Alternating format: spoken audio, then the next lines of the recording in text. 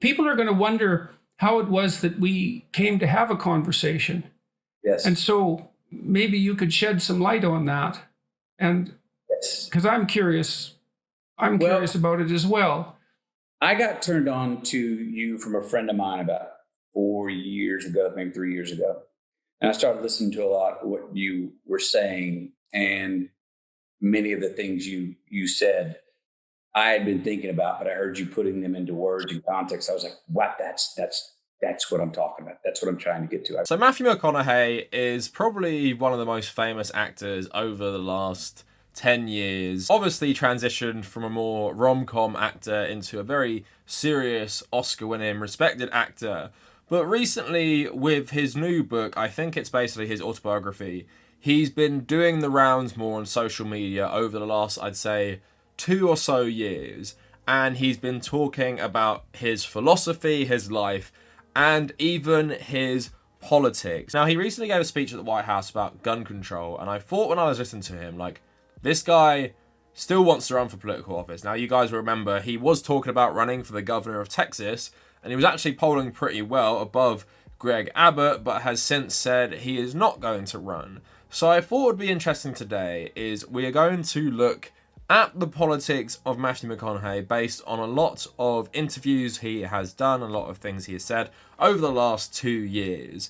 Now, Matthew McConaughey, probably not surprising anyone, is one of these celebrities who is so full of themselves, but also isn't interesting enough to really listen to without cringing and rolling your eyes. Like, Matthew McConaughey advocates for a form of aggressive centrism, and I think that's very appropriate because essentially what he often advocates for is nothing. Like, he just talks in circles, trying to appease everyone, and it seems a lot of his politics are based in trying to be popular. And just like many centrists, he falls into this kind of stereotype of blaming the far right and the far left in equal measure, despite the fact that we all know one of these groups both does not have much societal power and isn't really a danger to anyone, and the other one has loads of institutional power embodied by the mainstream conservative movement in America and of course the Republican Party, and is doing active damage to America right now. So we're going to be talking about all of these things today, but before we go any further, please consider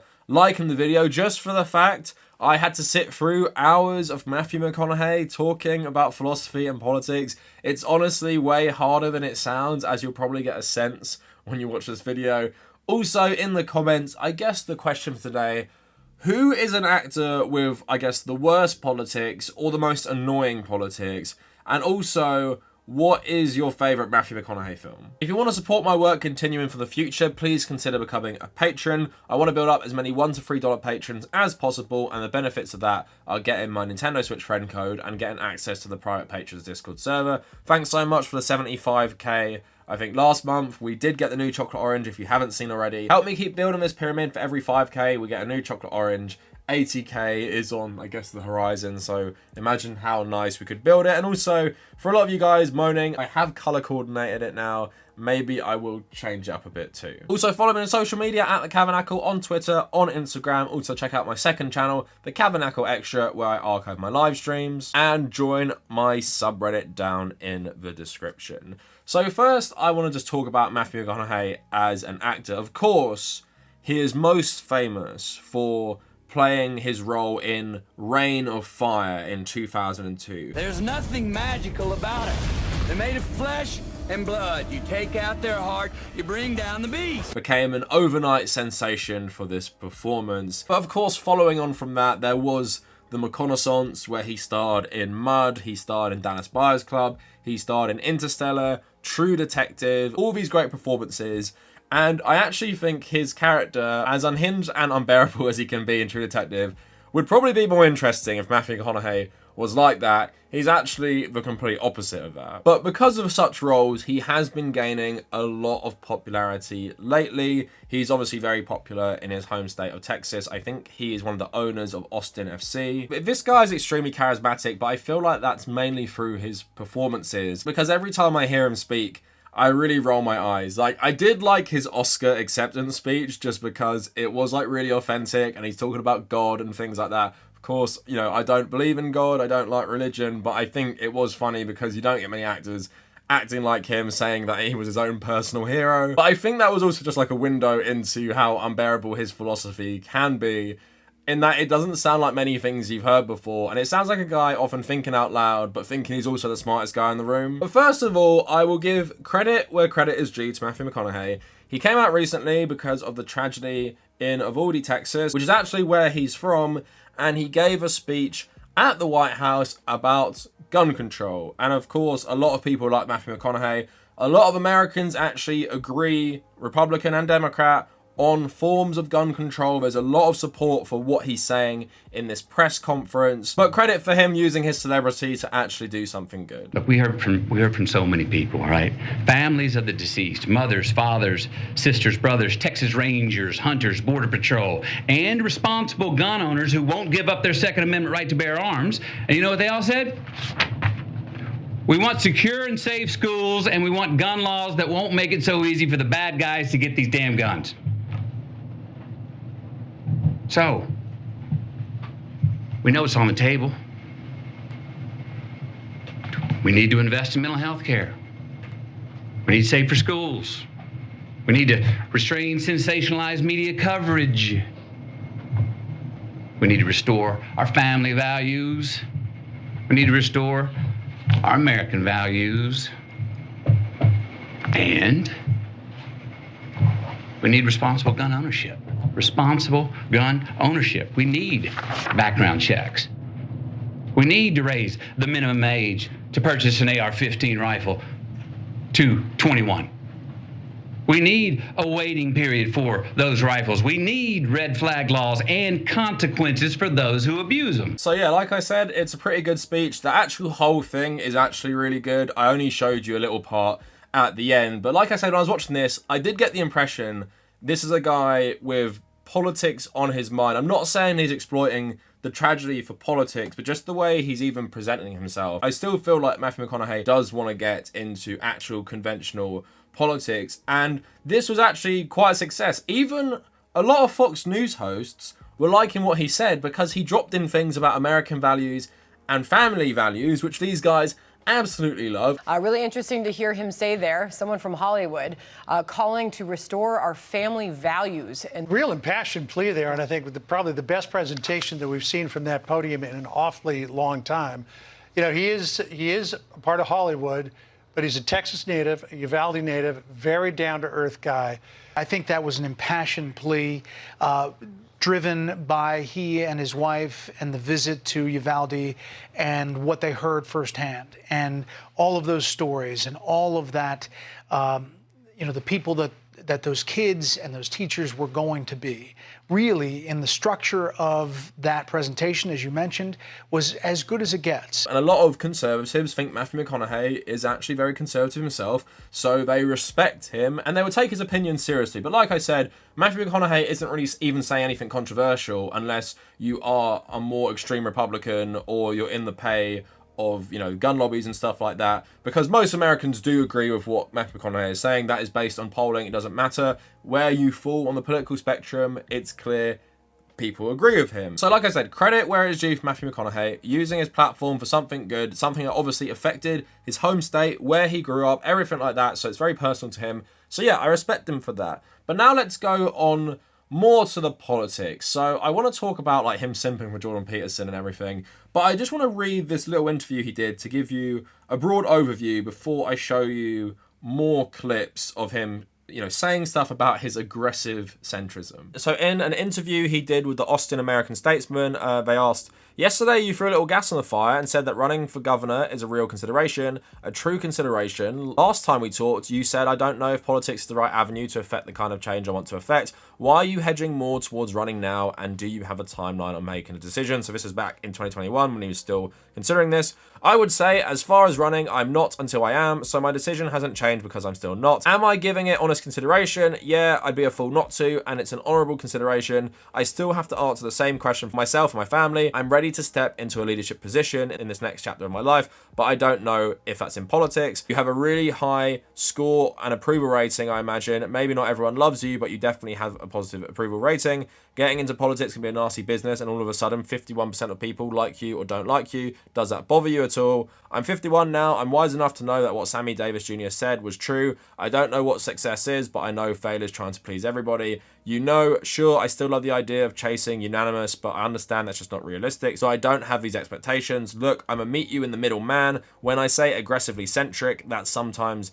gets parceled over with, oh, that's a shade of grey, a compromise, and I say BS, that's a dare. Right now, that's radical. You want to be brave? Come over here. Sometimes the left is better at this, sometimes the right. There's a different choice with different circumstances, and right now, where politics has gone, where the great divide, not only in Texas but in the US, the left thinks the right is racist, and the right thinks the left is socialist. Well, that ain't true, okay? Then you go, well, the left is for empathy, compassion, and solidarity, while the right is for resilience, work ethic, and responsibility. I'm like, I like all 6 of those. Those are values that our mum has taught us. The right and the left don't have ownership of those, excluding the other side. So I'm not trying to be condescending, but I think Matthew McConaughey's understanding of politics is extremely naive, and I think he shares a lot with a lot of people, mainly on the right, of this very, very binary view of politics that somehow, like, the right do have redeeming qualities, I think, is a main one right now. Because we're not really talking about, like, centrist conservatism right now. We're talking literally about the modern Republican Party,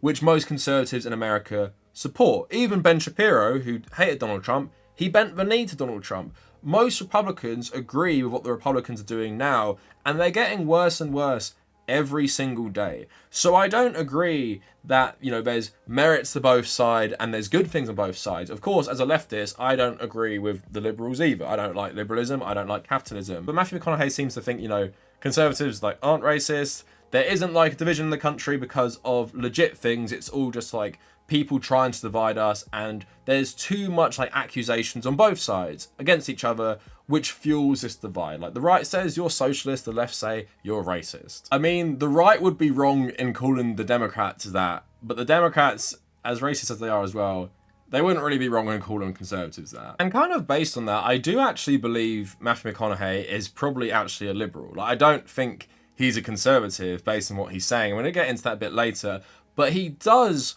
have the image of a conservative for good reason. Now, one of them is that he is outwardly Christian. Now, you, of course, do not have to be a conservative if you're Christian, but in America, especially in red states like Texas, that often comes with the territory. So here is Matthew McConaughey talking about being an open Christian to Joe Rogan and how that's been for him in Hollywood. Some other religions, particularly if you're a fundamentalist Christian or if you have Christian values, a lot of people frown upon that. Why do you think that is, and have you had difficulties with that?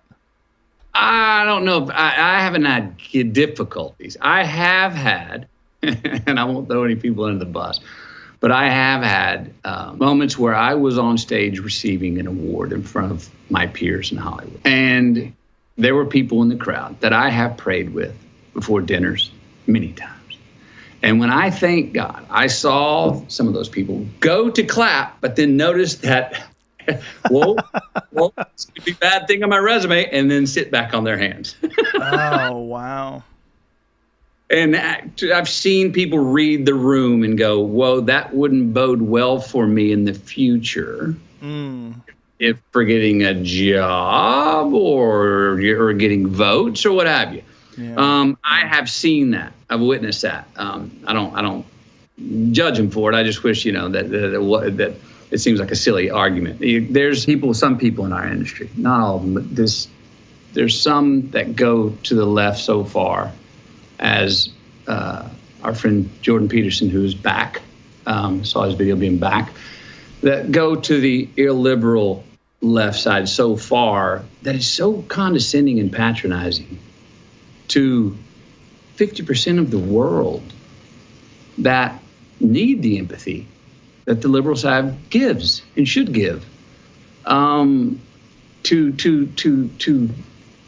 throw somebody's, illegitimize them because they say they are a believer. It's just so arrogant. and in some ways hypocritical to me. Yeah, so I haven't run into, I haven't head-butted trouble on that, but I've always, look, my career, I've pretty much gone my own path. So Matthew McConaughey does seem to have a problem with what he perceives as the illiberal left, in that we're very condescending, don't tolerate religion, don't tolerate like working class people or why people would vote for Trump. And I'm going to get into that a bit later, more with his conversation with Russell Brand, where he talks about this a bit more. There are some things in that I do agree with him on. My only problem is, because of the way he views politics, he lumps left-wing people in with liberals, and where he says that, the whole of the left is not respectful, tolerant, or understands these things, I do think he is mainly talking about the democratic establishment, but then he believes that's kind of representative of all people. So he firmly believes there is like a right, left, and a centre, and that's everything. At least he's not pretending that Hollywood hates Christians. I don't know how true his story is that, he's accepting the Oscar, talks about God, and people don't clap for him. But he also referenced Jordan Peterson there. Matthew McConaughey is a massive simp for Jordan Peterson. And something I want to highlight as well, I've met people in my own life who aren't bad people or aren't hateful people, like Jordan Peterson is, in my opinion. Jordan Peterson pushing so many far-right conspiracy theories. I do firmly believe Jordan Peterson panders to this group increasingly now. But a lot of people like Jordan Peterson, and they don't even know about this. I say it to them, I'm like, you agree with what he was saying there? They're like, oh, I've never heard him say this stuff. Because like Matthew McConaughey, a lot of people seem to like Jordan Peterson mainly for his really rubbish and basic self-help stuff and philosophy stuff, rather than his politics. So he actually went on a podcast with Jordan Peterson on his own podcast and his daughter. I'm just going to play you a little clip from him talking to Jordan Peterson quick. I got turned on to you from a friend of mine about 4 years ago, maybe 3 years ago. And I started listening to a lot of what you were saying, and many of the things you said I had been thinking about, but I heard you putting them into words and context. I was like, wow, that's what I'm talking about. That's what I'm trying to get to. I found, and a lot of it goes back to talk about self-determination, which we've talked about a lot about, and your self-authoring. And then you see a lot of those threads through my book, maybe in a different way, in a more folksy way. But a lot of what you've said gave me confidence to go, I'm going to put my story on paper. So I thank you for that. And that's why I thank you. My pleasure. In the back of the book. I reached out to you, I guess a year and a half ago or so, and you and I chatted, and I've stayed in contact with your daughter. Your definition, one of the great simple things, and I said earlier, sometimes just to understanding a word differently. I've always had trouble, many words, but my two that I've had the longest trouble with are vulnerability and humility. Humility, be humble. Well, for decades, be humble. I lost confidence when I was humble. I feigned false modesty, which I knew at the time, that's arrogant. What are you doing? Right, absolutely. But anyway, one of these nights where I was in the fever pitch, on fire writing, I wrote down I hopped outside of myself and said, I'm going to write reviews from people that I think this is what they would say about this book. Wrote what I thought you would say about Green Lights, and Matthew McConaughey, the author. It's entrance level understanding to masterclass psychology delivered in a folk song. I mean, the guy's got the gift of gab, man. What can I say? Jordan Peterson.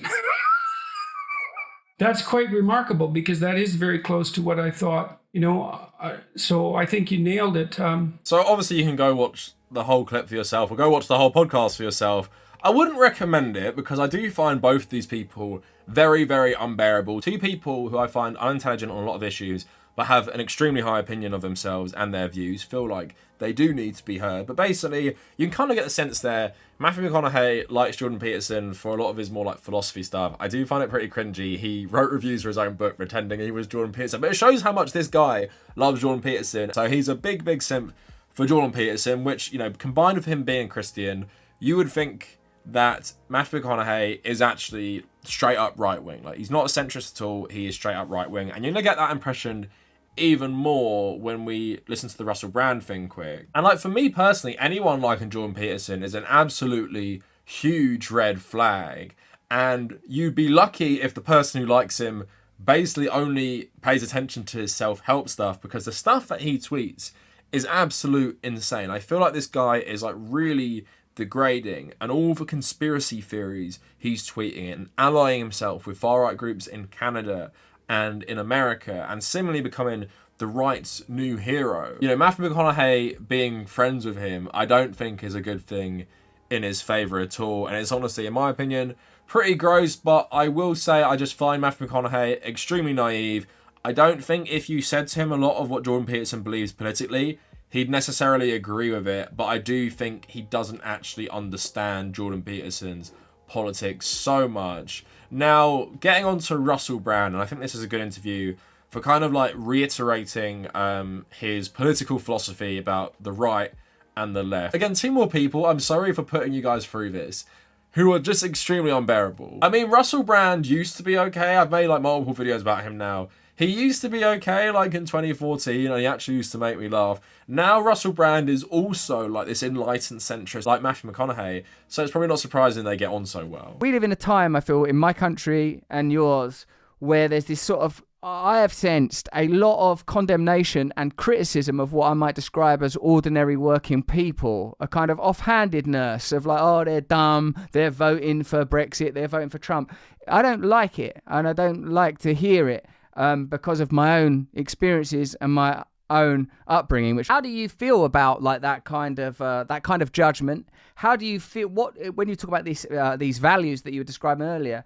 Do you feel that there is a way of meshing together these apparently disparate groups now, these liberal professional classes and these what you might describe as working ordinary people of any color or variety? I'd say this, I say, I'll meet you in the middle. I actually think that is more of a dare right now than it's ever been, and I almost feel like it's a move to say, no, let's get aggressively centric. I dare you. It's not a recession. It's an aggressive move. Look, on the other side, on the far left, that would go, well, there is a lot on that illiberal left that absolutely condescend, patronize, and are arrogant towards that other 50%.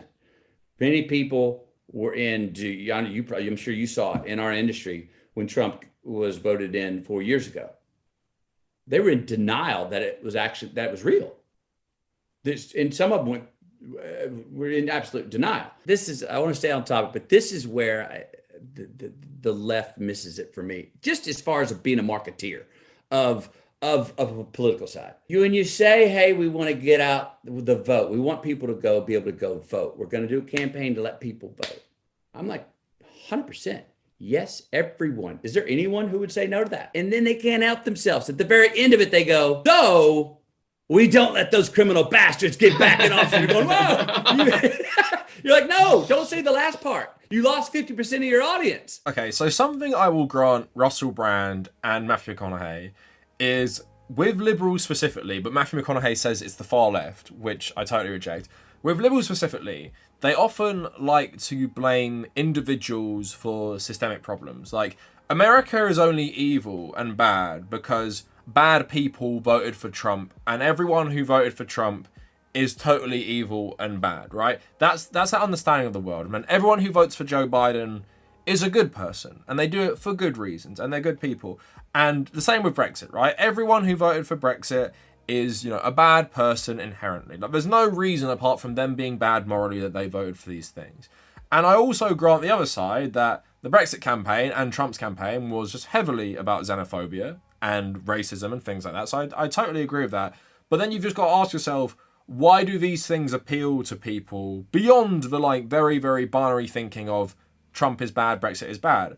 And that's something I feel like liberals can't understand. Like, why would someone vote for Brexit? Why would someone in a poor part of England that has been neglected by political establishment, Tories, and by Labour, why would they vote for Brexit? Because they believe it could change something about their life. They've been promised it would make their life better. And in this capitalist system where we're all treated so poorly, and especially in very deprived areas of the UK that vote for Brexit, you can understand why someone being sold that would accept it, especially when education and critical thinking are often not taught in schools anyway, and in deprived areas, it's less likely you'll even have a good education. So extend that to Trump. Trump is like depicting himself as this outsider. I'm going to change politics. And actually his campaign, if you remember his first campaign, he did try and like appeal to people by saying, I'm going to change things up. Like, I'm not the political elite. They've forgotten you. And he paid lip service to things like being anti-interventionist and sending America to fight like wars in different parts of the world that they shouldn't have any business being in. So you can understand why people kind of voted for him, especially when he was up against someone like Hillary Clinton, who was the first lady of another president. So it feels like that she is very much status quo and nothing is going to change. And I do think liberals can't really understand this electorally, that a lot of people voted for things like Trump the first time and Brexit for these very reasons. And I'm talking about the first time. I will not give as much of a pass to people who voted for the Tories in 2019 or people who voted for Trump in 2020, because I believe it was very apparent that both the Trump presidency was extremely bad and that Brexit was turning out really badly, but then people doubled down and voted for these people and these things a second time, essentially. I consider the 2019 election just a Brexit rerun at this point. But yes, as a leftist myself, a far leftist who's apparently very intolerant, according to Matthew McConaughey, I believe that most people do not have free will. You're a product of your environment. If you vote for Trump, it's very likely you are always going to vote for Trump, and there's nothing that's going to change you because you're a product of the media you consume, the people you hang out with, and also your economic conditions that force you to act a certain way. And you can choose like minor things, but ultimately, I believe the system means your choices aren't really your own. So that's why I want to abolish things like capitalism and stuff that I feel makes humans act against their own self-interest and are far easier to manipulate and turn against each other. But yeah, I'll concede some of that, but I still think it shows you his frame of mind, and also that little bit about him saying about voting, essentially. Like, we all agree that voting is a good thing. Like, democracy is good. I don't think everyone agrees with that, but voting is good. But then the left tack on, so we can keep these criminals out of office. I mean, you can say that that's polarizing. It's not really like they're intolerant and wrong for saying that. The Trump administration was probably the most brazenly criminal US presidency in history. And it just showed how there's essentially no consequences for being a criminal in office, especially the president, and especially if you're a billionaire. You get away with everything. So I don't really have a problem with people saying that. If you have a corrupt regime that is criminal and you call them criminal, I don't think you have to downplay that just to get some Republicans to vote for you. So by now, I hope I made it clear, like, his philosophy. And it seems like he's more sympathetic to conservatives. And I would not say that's a wrong interpretation from what I've shown you up until this point. But now I'm going to play you parts of a really awkward interview he did with the New York Times. I wouldn't say they grill him, because the guy at the start says how much he loves Matthew McConaughey and loves his book. But they ask him pretty standard questions on policy. Matthew McConaughey cannot answer these questions, and I firmly believe it's because when he gets asked these questions, he wants to answer in a more liberal fashion, but he's thinking about him being a centrist, therefore tries to both sides it, or try and give like credence to the other side's argument, despite the fact that him personally might lean more liberal. But first I want to play you a clip of him talking about, you know, what party he would align with if he was going to run for the governor of Texas. And they would see how there will be choices that I would be considered left on. There would be choices in places I land where I would be considered right on. That's why I've also been leaning on this very centrist. I think our country, state needs to be aggressively centric. Now, it's a daring place to go. It's a radical move right now. Do you think you can do that? It's really a relational position to the left and the right. Do you think you can do it in one of those parties, or you think it's got to be a third party? I mean, this is. It's a good question. It's a good question. You know, one side of the coin would be, oh, you got to do the beauty contest. You got to go with one of the big two. With that comes a lot of, for me, there'd be some constraints either side. You know, then you go to you open up the idea of a third party. Interesting. Okay, you're coming in as an underdog.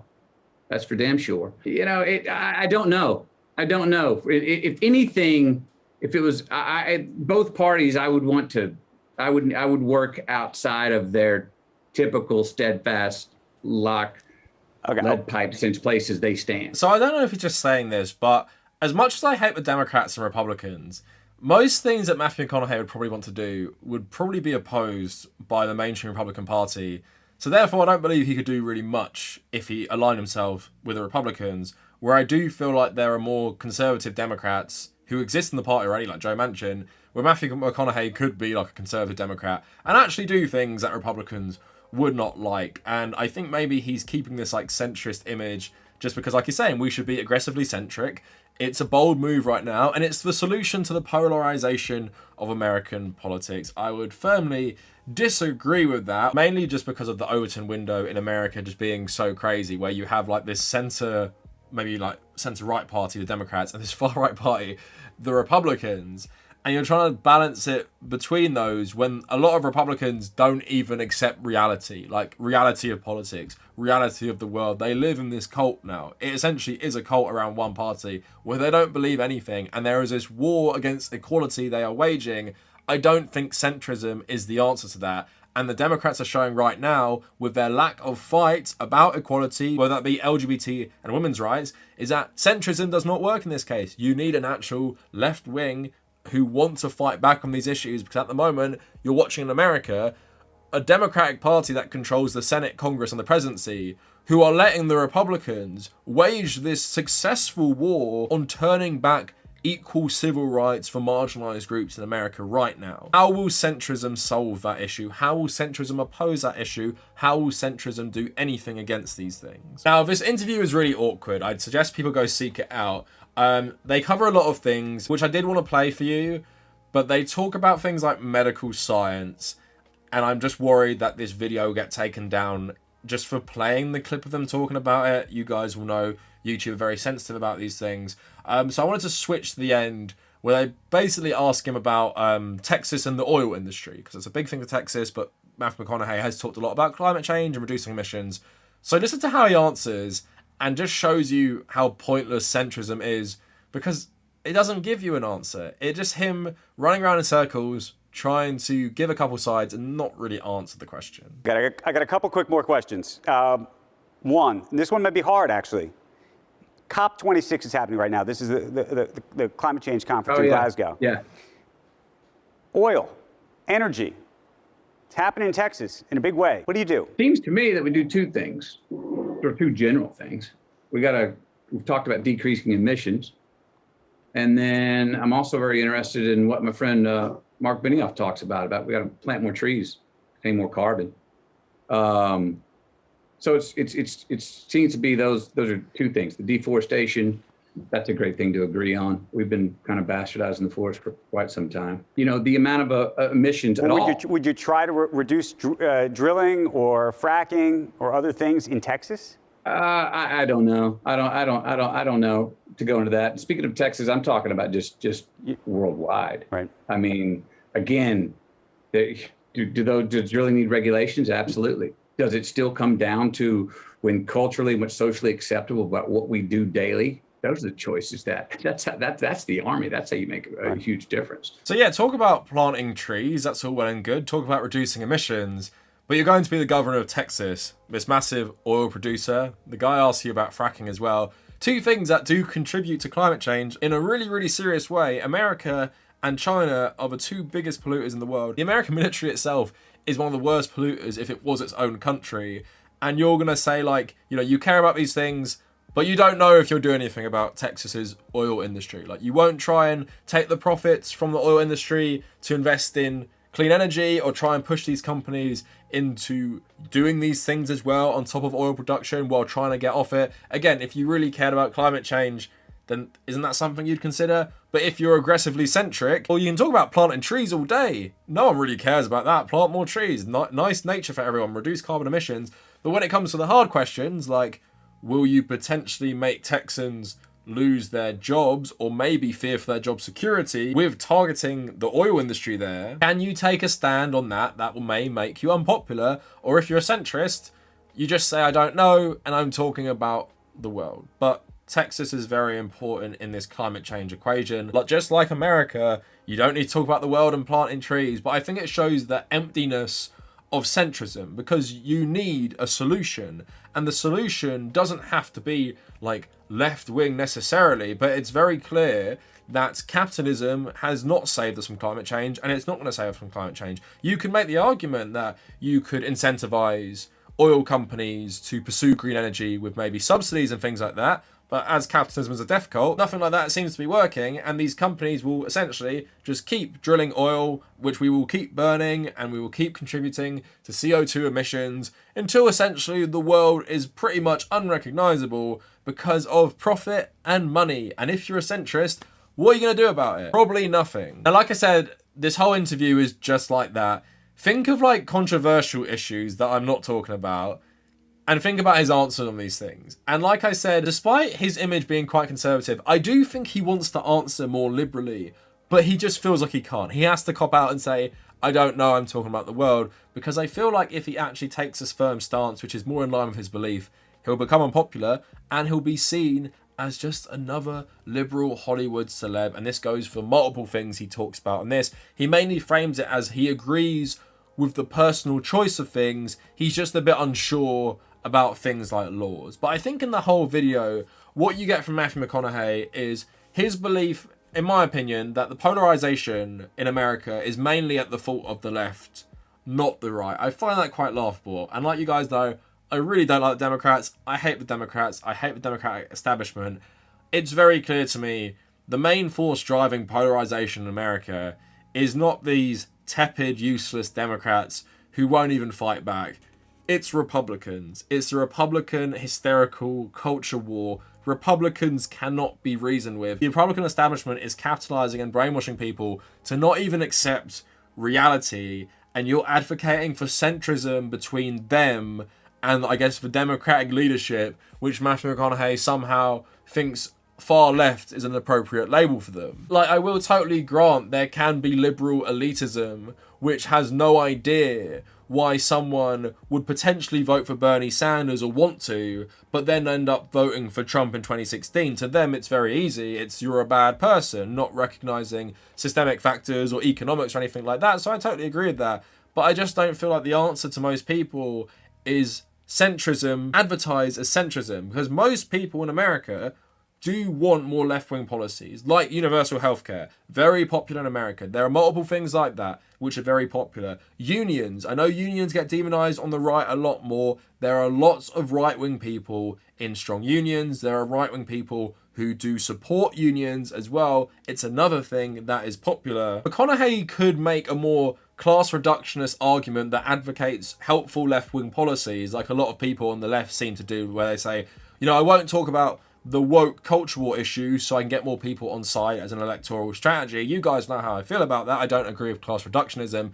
That would make a lot more sense. But what Matthew McConaughey is doing is basically taking this more class reductionist approach, but also not actually advocating for the left-wing policies. So it's like, I just will not offend anyone and I'll do nothing. And then in my mind, it comes across as, why does he want to do politics? Does he actually care? Maybe about some things. It mainly seems like this guy just wants another ego boost, just wants to be in charge for the sake of being in charge. Maybe he has convinced himself he has the best solutions in his head, but this New York Times interview, I think, just fully exposes him as a guy who would not be capable of dealing with political realities or being someone willing to take a stand on things because he's too worried about offending too many people with his political views. So yes, why I commend him coming out and talking about gun control, it's also something, despite what Republican politicians would have you believe, is actually overwhelmingly popular in America.